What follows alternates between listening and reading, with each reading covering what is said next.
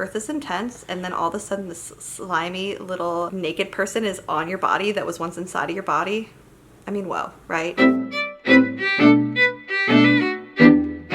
Hi everybody, welcome back to my channel. My name is Elizabeth, also known as Nurse Sabe, here on YouTube, Instagram, TikTok. I am a labor and delivery and postpartum nurse, certified childbirth educator, and mom to 3. Today I have another video prepared for you guys all about debunking myths surrounding birth specifically. We have one all about breastfeeding. I might even have another one about labor, but this one specifically is about birth and even a little bit postpartum because there is so much misinformation out there. I want to give you guys the tools to find evidence-based information so that you can then look at the risks and the benefits, assess those two things, and figure out a plan that is best and right for you and your specific situations. So let's go ahead and jump into things. So the first myth that I want to debunk is that you cannot eat. So the first myth that I want to talk about is the one that says, hey, you can't eat in labor. Hey, you're in labor, you get ice chips until your baby's born. I was in labor for 4 days and I didn't get anything to eat. That is absolutely mind-blowingly ridiculous.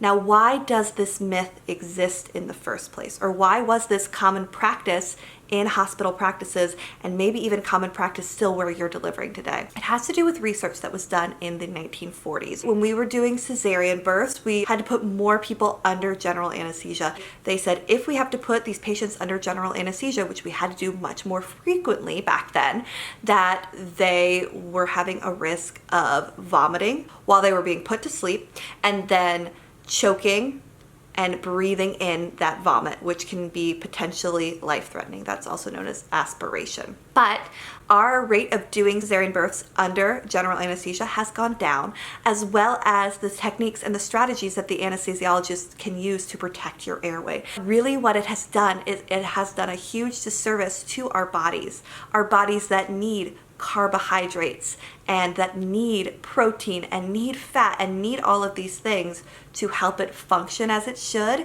And what is a normal function of our bodies is giving birth. We have a lot of muscles involved in the giving birth process, particularly our uterus, which is a muscle that is now the size of a watermelon. It needs fuel to work. It needs food to work.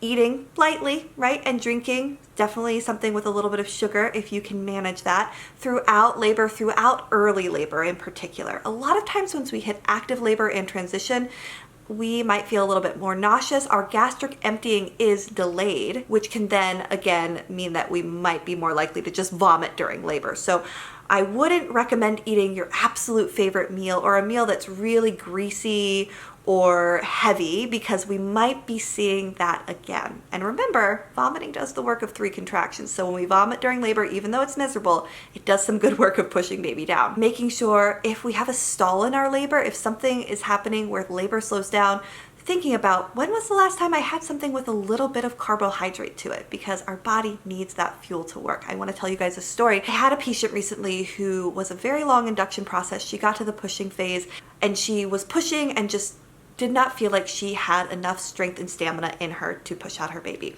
And the provider, who's a lovely provider who actually delivered my baby, said to her, here's what I would like to do. I think you can do this, but I think we might need to regroup and refuel. I'm gonna get you a juice and a granola bar. I want you to take a 30-minute nap. She did have an epidural, and then let's revisit this and let's work together to help you have your baby. I'll be here to support you. You can do this. And the patient was like, yes, I wanna do that. And then guess what? She did.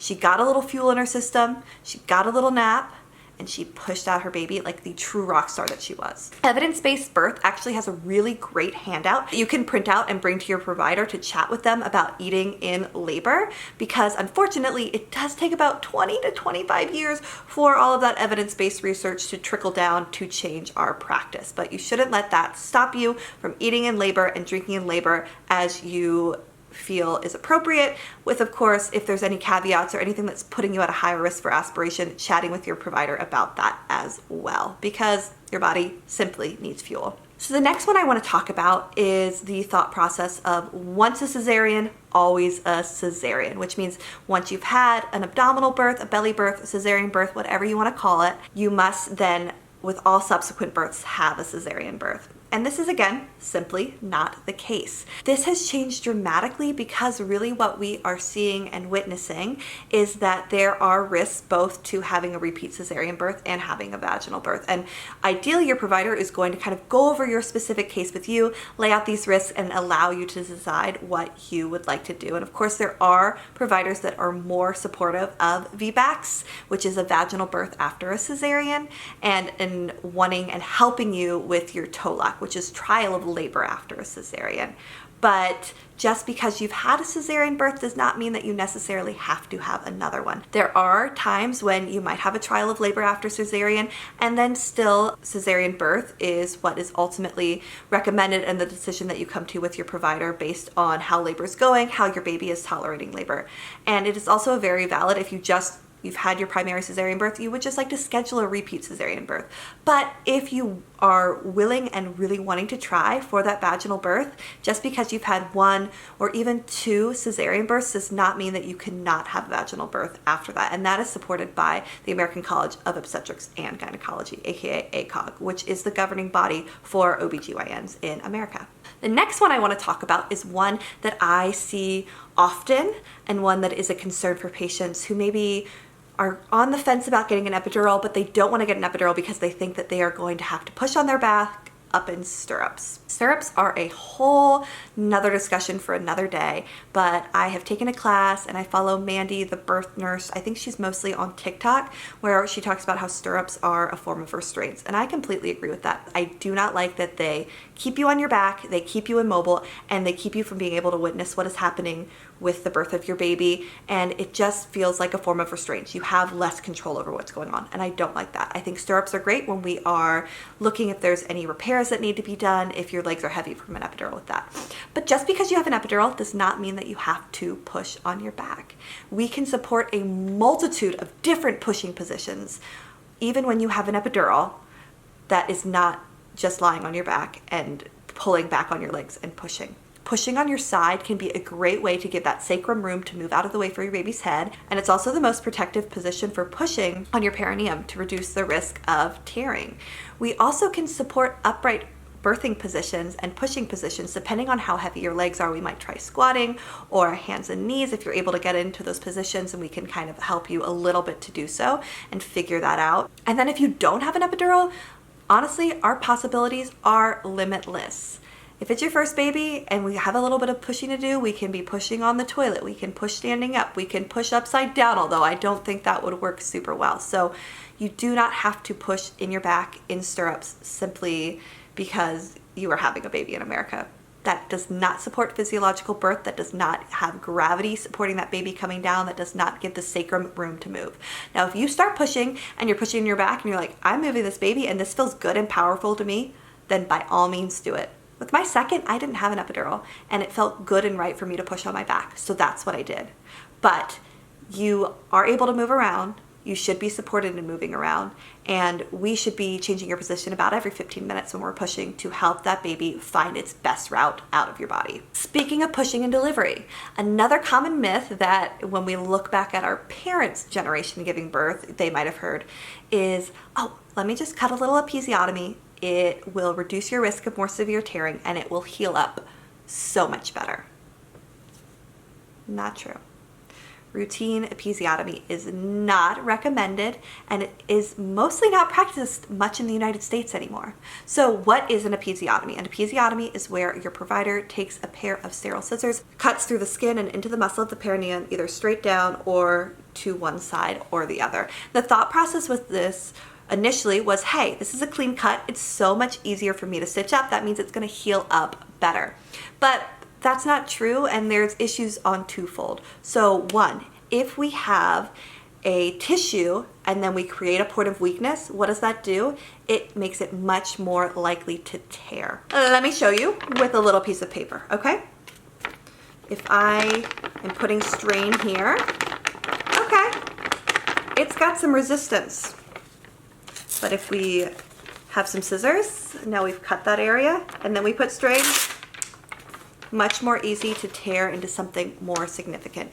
The other thing is that the muscles of that area, and muscles in general, don't sit like this, they sit almost in like a brick pattern. So when they tear naturally and then are sewn back together, we have less scar tissue and they heal up better versus when they are cut and then they're trying to heal back up. There are reasons why an episiotomy might be a safer route for your baby's delivery that I do want to touch on, because episiotomy rates should be very, very low. Under 5% is the recommendation, and you can go to leapfroggroup.org to go look at the facility where you're planning on delivering to see what the episiotomy rate is. But an episiotomy might be a tool that your provider consents to use with you if your baby's heart rate is down, your baby is in distress, and they want to help expedite the delivery, or 2, you have a more significant shoulder dystocia where the typical maneuvers have not worked and your provider needs more room to go in and manually release the shoulders.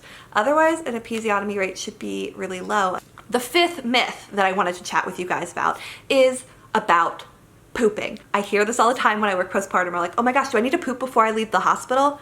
We are leaving the hospital now at 12 to 24, maybe up to 72 hours after birth. And most people are not gonna poop until about 3 to 4 days postpartum. This is due to that slowed gastric emptying, not eating as much. Maybe you've cleared yourself out before labor started. And then if you're on narcotics for a more significant tear or for a cesarean birth, that can slow down our gut as well. So you probably will not poop before you leave the hospital. You might, but you probably won't. And you don't have to poop before you go home. That was something that happened back in the day when our parents maybe and our grandparents were staying in the hospital for up to a week after birth. Now I have a video all about how you can support your pooping endeavors, your first poop, but my recommendation, definitely make sure that you're asking for the stool softener in the morning and in the night, because often they're ordered PRN, which means as needed. And I hand them out like candy, but not every nurse might be doing that for their practice. Okay, somebody woke up from their nap a little bit grumpy, so please ignore them as they finish their feeding. But I wanted to give you guys one bonus myth that I think is really important to talk about. And that is based on a comment that I got on a recent video where somebody was like, hey, my birth went great. Everything went just as expected, except for when the baby came out. I was kind of like, I don't immediately feel like I am absolutely in love with you. So it is common and it is normal if your baby comes out and you aren't automatically filled with an overwhelming feeling of love for that baby. It doesn't mean you're a bad parent. It doesn't mean you're a bad mom. It doesn't mean that you weren't meant to do this. Sometimes those feelings of love take some time. You've known this baby for 9 months in your belly, but you're meeting them for the very first time outside of your body. And I think it is maybe a little bit presumptuous after such an intense experience like birth is, that you are automatically ready to feel another really intense experience of love. Now, I don't want to downplay not feeling like you're bonding with your baby might be a sign, especially later on, of some postpartum depression or other postpartum mood disorders. So if you are having other symptoms and signs of those, you definitely should speak to your provider so that you can feel better postpartum. But if your baby comes out and then it took you a few weeks to be like, oh my gosh, I'm obsessed with you, like we all do become, that is okay. And that is normal. And you are not a bad parent and you are not a bad mother for having those feelings. Birth is intense, and then all of a sudden this slimy little naked person is on your body that was once inside of your body. I mean, whoa, right? Anyway, I'm gonna go finish feeding this sad little girl. Sweet peanut. If you found any of this myth busting helpful, definitely let me know. Definitely let me know if you've heard of any other myths that you would like me to bust in the comments down below, and share this with a pregnant friend so that they know what is up and what is simply not true. Bye guys.